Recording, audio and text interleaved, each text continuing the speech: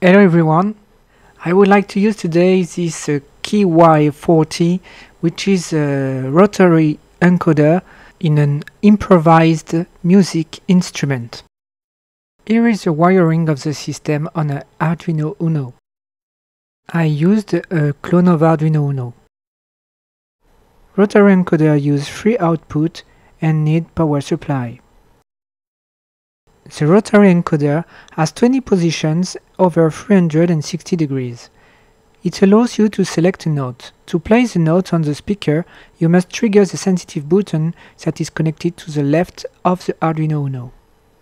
Let's see if I can play you some notes of music with this improvised instrument. Sorry for your ears because I'm not a musician.